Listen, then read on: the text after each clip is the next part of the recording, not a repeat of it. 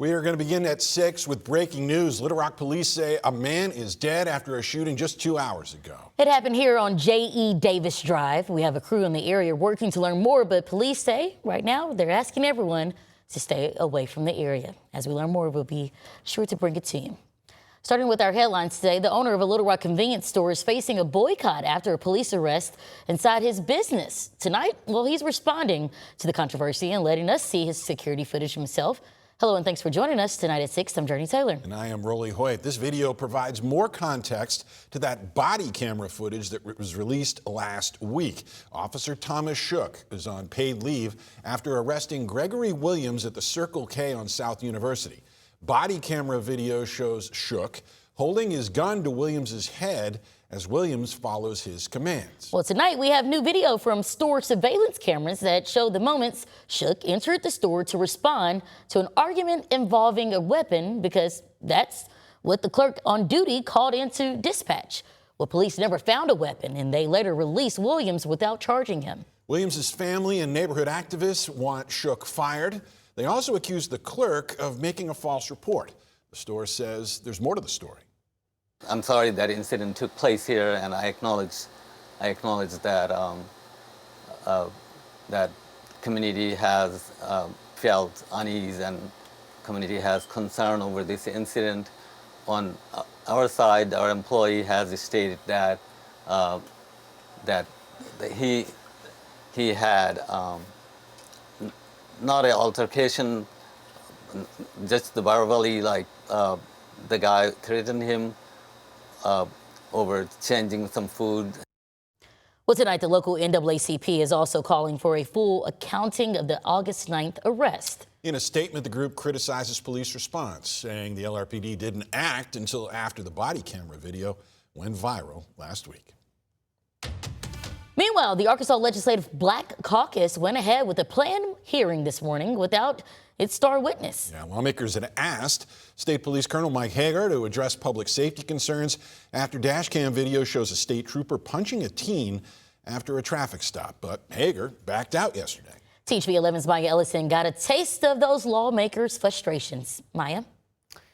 Yeah, Jurnee Rowley, Colonel Hager said since the teen in that video is suing the trooper, he couldn't speak publicly. But lawmakers expressed disappointment over missing the chance to talk about larger concerns.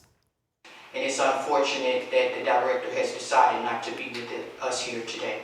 Members of the Arkansas Legislative Black Caucus began Tuesday's meeting by addressing Colonel Mike Hager's absence. Arkansas State Police say Hager could not attend because of pending litigation. The agency said he offered to meet privately with caucus members. This was disgraceful, and it's also disgraceful that Colonel Hager have not put him on administrative leave to protect the public and also to protect him. But I'm not a fan of private meetings. State Representative Jesse McGruger says lawmakers expected to discuss ASP policies and procedures, not the details of the pending case. We just want to understand the better of the policies and procedures. So I was alarmed that we received a message that he's not going to participate. These concerns follow an incident involving 18-year-old Alyssa Hackett and ASP trooper Moises Arellano. Video shows Arellano punching Hackett. In previous reporting, Arellano described his action as a, quote, closed fist strike. And then afterwards say, who said I can't punch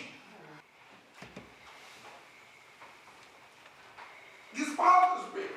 There's no protection for Black lives when something like this happens. Hackett's attorney have filed a lawsuit over the incident. People felt disrespected because Colonel Hager didn't show up. And I felt like this is an opportunity where Colonel Hager could show up just to even outline the process. Lawmakers, as well as members of the community, also question Arellano's current status in the process ASP follows after an incident like this. They say they want state leaders to explain the policies in place and whether anything needs to change. We can sit here and talk about it all we want. Have this meeting, meet face to face with you all, but what's next? Our constituents are saying there's no transparency, that they feel afraid. And so I think as governor, you need to respond to that. Yeah, we still await a response from the governor's office. The trooper remains on the job while state police investigate his use of force. I asked lawmakers what comes next. Representative Magruder says the caucus is developing ideas and resolutions to review current policies. Live in studio, Maya Ellison, THV 11 News. We woke up to clouds and some showers out there to kick off our Tuesday. Then the sun broke through those clouds this afternoon and up the numbers went. 96 has been the high so far at Little Rock, but 101 is the number right now in DeQueen, 93 in Clinton, 93 in Searcy, and 91 in Pine Bluff. Nothing showing up on radar at this time, but that will change late tonight, and especially for the start of your Wednesday. We'll have a potential of scattered showers and thunderstorms as the upper level disturbance makes its way through. Then expect partly sunny skies on your Wednesday before another round of showers and thunderstorms blossoms across northwest Arkansas into the River Valley. And these storms, they could be on the feisty side. Here's the latest from the Storm Prediction Center. It's a level 2 out of 5 in the yellow, and that encompasses most of central Arkansas. The main concerns for storms tomorrow would be damaging wind gusts and also quite a bit of lightning. Before the storms arrive, I think temperatures will top out into the mid-90s, maybe some upper 90s once again for south and southwest Arkansas. I'll talk more about that severe weather potential on your Wednesday and let you know if we have any triple-digit heat in my 7-day forecast. All right, Nathan, thank you. It's a big day in the debate over data centers here in Pulaski County. The Quorum Court may vote this evening on new rules for the sprawling computer warehouses and pause plans to build one in Wrightsville. That's despite the County Planning Board voting this afternoon not to put a long moratorium in place. The Planning Board instead recommended a 90-day pause on new and existing projects. That would give the members more time to review a draft ordinance that would call for a more thorough review of water and power resources the developments would require. It threatens, though, to stop progress on plans by developer Avayo that already has been approved. That approval now has the Planning Commission in a pickle, now that opposition to data centers has swelled this year. I know this is not what everybody wanted, and we feel the need for an ordinance.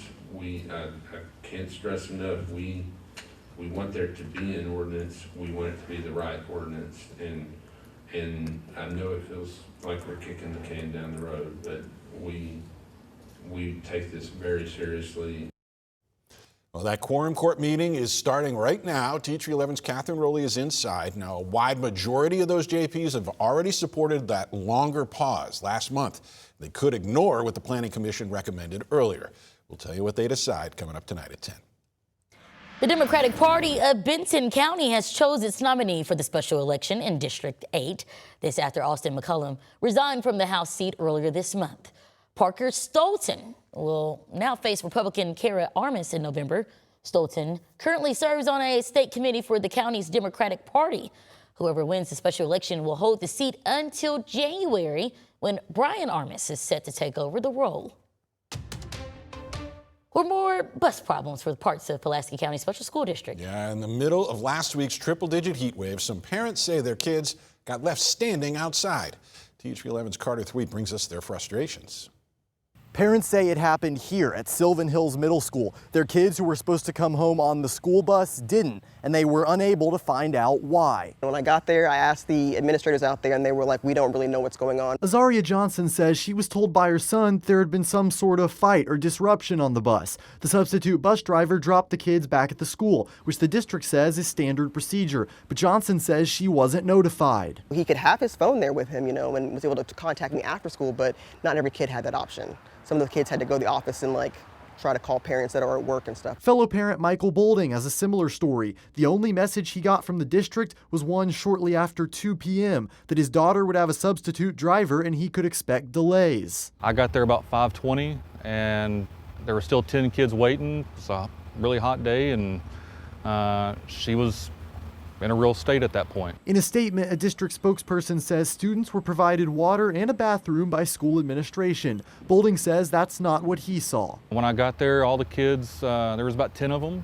didn't have waters. They're either empty or just didn't have them, so I took the waters out of my truck and handed them out. Bolding got the message about a substitute driver again Tuesday. He and Johnson hope there won't be a repeat incident. When they returned the children, there was no clear plan to notify parents. I don't know what the right answer is, and there's probably 100 right answers.